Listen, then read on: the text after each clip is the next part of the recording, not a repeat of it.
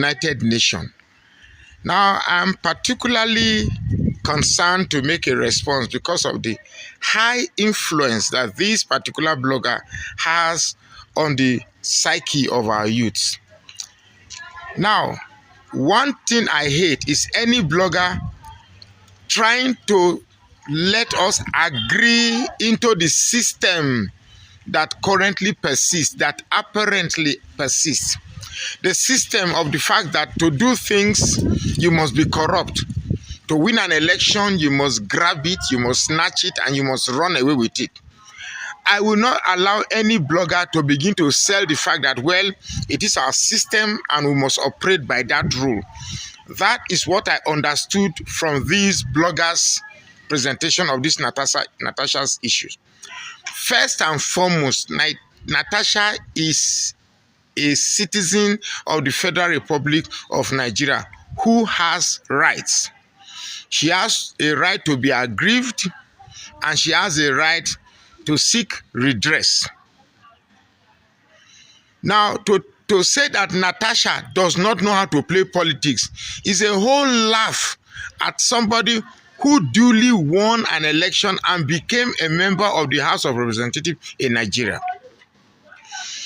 A lady accused the Senate president of sexual harassment, and she was suspended for 6 months.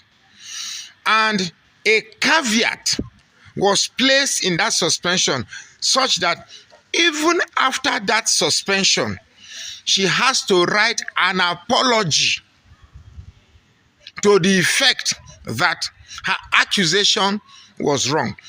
If you ask somebody to make an apology, you are indirectly saying that that person has admitted that her accusations were lies.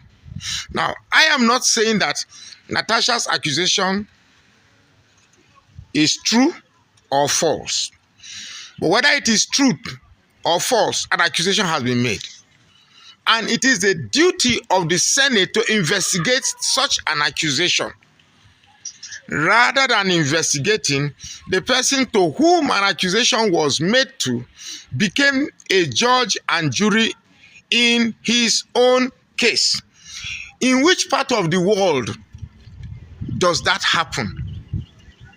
You see, it's because this very particular blogger has captured the sensibility of our youth such that when strategic points are made, these youths don't think. They are rather captured by the razzmatazz of the nomenclatures they describe themselves, and therefore anybody making a disparaging sense is seen as somebody who hates or envies this particular blogger. That's not true. Natasha has every right. In Nigeria, the judiciary has been taken over. This is a country where the judiciary is ratifying a judgment unaliving somebody who decided to protect himself, resorting to self-defense. There is nowhere in the world where self-defense is a crime, if it is established that it is indeed self-defense. This is a country where they have made terrorists as a legal entity for everybody to accept. If God has blessed you with a reach to reach people and people listen to you, don't use it to misdirect people. Natasha is a senator of the Federal Republic of Nigeria. The same thing with the Senate president. It's just that a group of same senators came together and elected that, okay, you be our leader. If there is indeed a sexual harassment, the Senate president should resign. If there is not, then the law should take its due course to deal with Senator Natasha appropriately. But trying to gag her, to silence her by all means so that a certain secret should not open, and you come on air to say that Senator Natasha is playing it wrongly, the people advising her, they're advising her wrongly, she should have, you're trying to say that we are in a banana republic whereby in order to do things, you must be corrupt, you must be illegal, you must follow some very corrupt method, or we are in a jungle whereby survival depends on the fittest. What kind of mentality are you selling to the public? It's terrible and it's wrong. I strongly believe that Natasha has every right to seek redress in the best way she knows how.